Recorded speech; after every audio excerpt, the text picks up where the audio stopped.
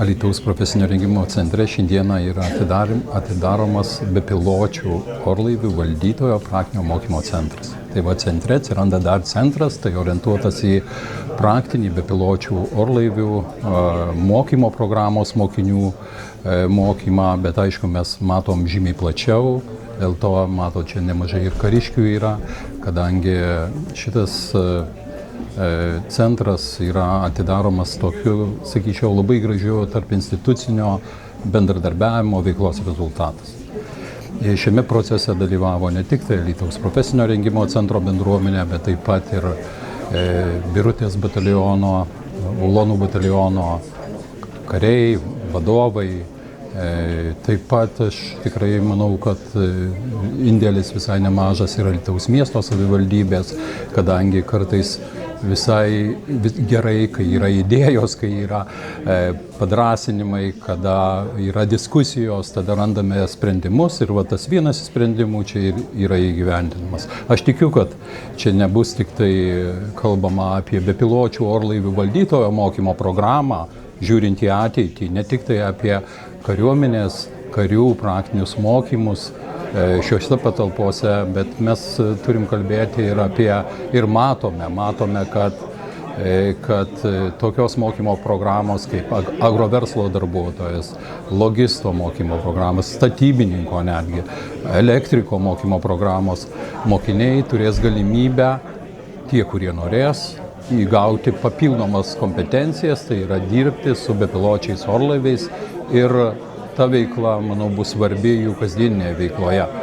Tai į šį centrą mokykla yra numačiusi investuoti ir iš ES paramos apie 200 000 eurų ir kaip tik tai investuosime į tas mokymo programas, apie kurias kalbėjau, tai agrodronai, krovininiai dronai.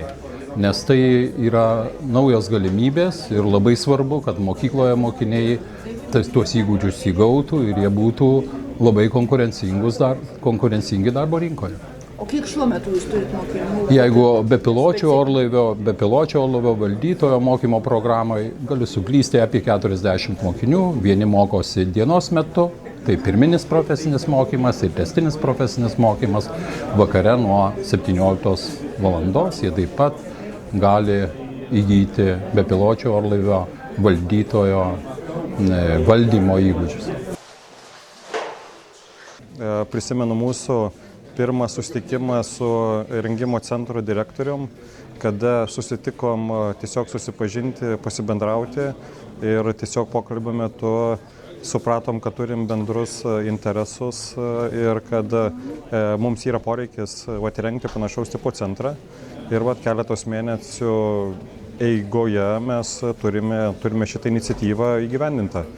Ir mes kaip kariuomenė, tai matom čia galimybę treniruoti savo įgūdžius ir kas duoda didelį privalumą, tai yra bet kuriuo paros metu, kur organizuojame batalione atskirus kursus bepiločių orlaivių operatorium ir šitomis patalpomis patys įsirengę kartu su centro pagalba kliūtis galėsime treniruotis.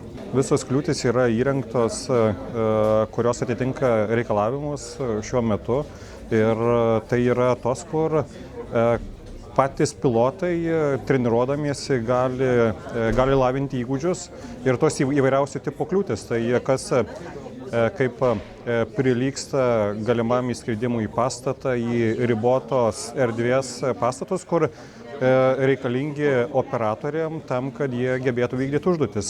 Ir mes daug dėmesio tam skiriam ir čia yra puikiai galimybė tai treniruotis.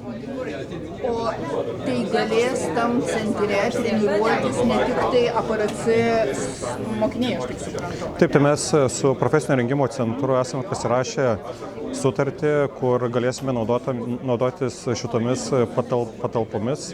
Esam išsibrėžę ir kitas bendradarbiavimo iniciatyvas.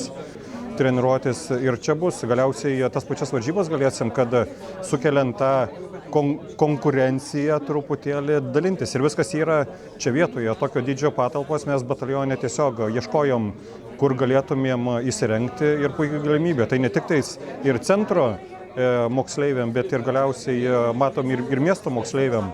Tie patys abiturientai, įgavę čia patirties, ateis pas mus tarnauti į batalioną ir jau ateis su savo patirtim. Mokinuosi Alytaus profesinio rengimo centre, bepiločių orlaivių valdytojo specialybė. Prasidėjo ji nuo rugsėjo 1. Šiai dienai turim gegužės mėnesį. Pagal planą turėtų pasibaigti birželio pabaigoje. Pasirinkau dėl to, nes kažkokia naujovė, lyginant su visais veiksmais, kurie vyksta už Lietuvos ribų. Tai sakiau, kad čia puikiai galimybė išmokti kažko naujo. Pats domiuosi tuo dalyku irgi užsiimu laisvalaikiu irgi labai stipriai. Tai sakiau, gilint žinias ir gauti kažkokią papildomą diplomą. Taip, laisvalaikis aš irgi skraidau, stengiausi dronais. Alytuje, aišku, gal nėra labai didelis žmonių toksai kiekis, bent jau kiek aš žinau. Tai stengiamės kooperuotis, kiek mūsų kažkur susirenkam, kažkokioje atviroje vietoviai, kad čia žmonėm netrukdyt ir taip praleidžiam laisvalaikį.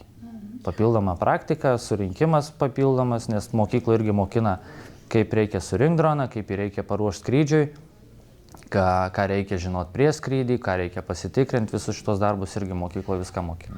Taip, šiai dienai tikrai Lietuvoje, kas liečia dronų specialybę, tai tikrai poreikis yra, tiek naudojama tarp agrodronų, šitiem elektros tinklų priežiūrai, miškininkystei, namų inspektavimam, labai didelis spektras visų šitų darbų, tai tikrai paklausa šiai dieną tik tais kyla. Lyginant su mūsų gynybos, tai tikrai viskas auga, negaliu sakyti, kad mes irgi atsiliekam, sakyčiau, kad tikrai irgi sparčiai pažengę. Lyginant, ką turim ir šiandien čia parodoje, tai tikrai ganėtinai stipriai turim pasiruošę ir žinau, kad tikrai su laiku dar tobulėsim. Tai mes patys naudojam iš DJI sistemos, tai irgi turim vieną galingesnių ir naujesnių dronų, tai jisai jau turi ir infraraudonųjų spektrą, tiek termovizorių, tai jisai jau plataus masto, tiek miškininkystėje, paieškojai galima jį naudoti. Kariuomenė turi FPV, tai pirmo asmens dronus per akinius naudojimus, tai irgi naudoja tiek žvalgybai, tiek visiems kitiem darbam. Jie naudoja ir parato gamintojai.